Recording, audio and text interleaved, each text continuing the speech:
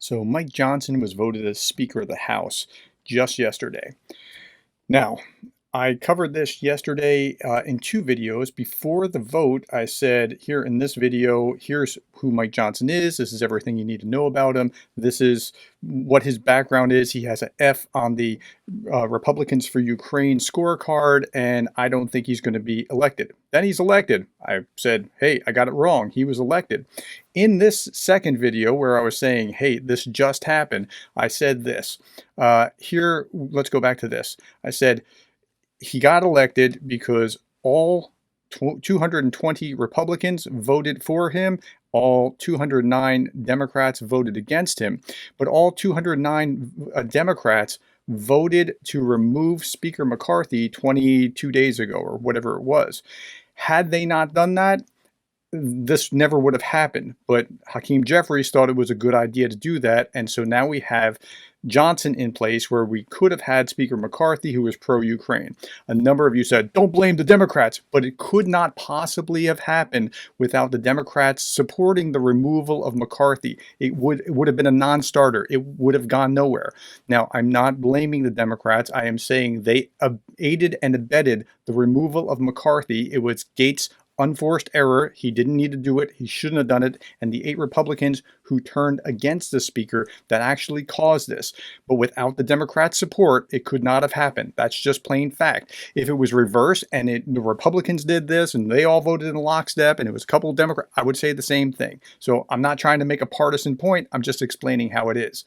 Now, so let's look at how he's going to govern, because the question is he going to be good or bad for Ukraine? And it doesn't look positive when you look at most of his record, especially his recent record. Mike Johnson is voted in the new speaker as the new Speaker of the House. He has voted against Ukraine in 6 of the 7 House votes and said that he believes sending aid to Ukraine is a terrible mistake. Here's another one. New Speaker Mike Johnson voted against 2 different appropriation bills that provided aid to Ukraine in 22 and just last month. Here's another. This is Euromaidan Press. Mike Johnson becomes a new U.S. House Speaker. Mike Johnson has repeatedly voted against support for Ukraine in Congress. Here's the article. They're not happy with him. And here's the F on the scorecard. The F on the scorecard comes from this, GOPforukraine.com, Ukraine report card. And you can see all the different congressmen and how they support or don't support Ukraine. And Mike Johnson has a very poor rating. He voted for Lend-Lease, but then he voted against all the others. Okay, it also doesn't help that Donald Trump came out and endorsed him shortly thereafter.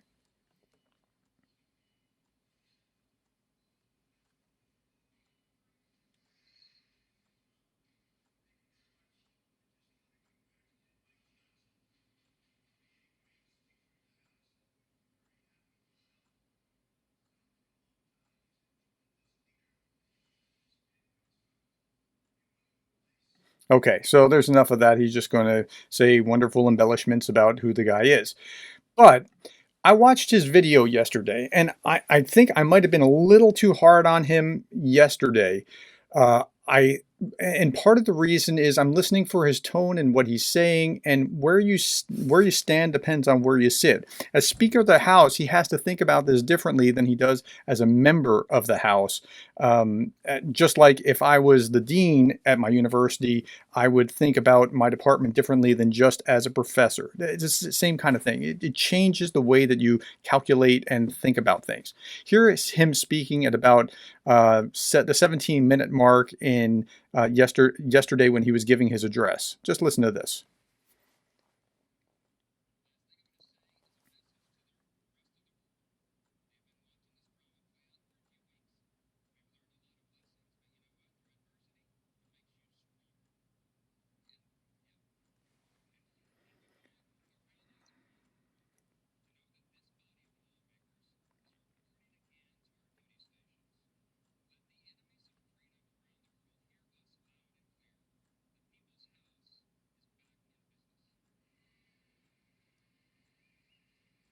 Okay, so And he said something else earlier where he kind of alluded to what's going on in Ukraine. He full-throatedly supported Israel, didn't really say Ukraine, but kind of alluded. And I don't know that he won't change a little in the way that he approaches things. Now, the Speaker of the House sets the agenda for the House of Representatives, so he could keep any bill kind of off the floor that he wants to keep off the floor. He can make it very, very difficult. We know that in the Senate, both the minority and majority leader, the minority leader is a Republican, the majority leader, Schumer, is a Democrat. They're kind of behind Biden, and so the Senate's not a real question. They have the numbers. It's the House. That's really where, and the House has the numbers if the speaker is willing to put things forward. So that's really the key here. Okay, but here's him just shortly after Speaker Mike Johnson was asked if he supports additional Ukraine aid. And this is just after becoming speaker. He says, we all do. We're going to have conditions on that, so we're working through. We want accountability and we want objectives that are clear from the White House. You can hear it from the horse's mouth.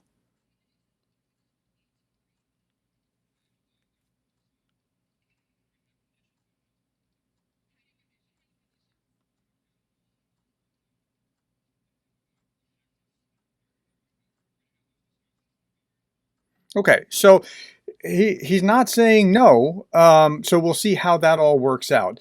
Last couple things, Paul Massaro posted this yesterday, last night I saw this. In 2020, Representative Mike Johnson proposed, quote, the toughest sanctions ever, unquote, on Russia, including state sponsor of terrorism, which the Biden administration still won't call Russia a state sponsor of terrorism.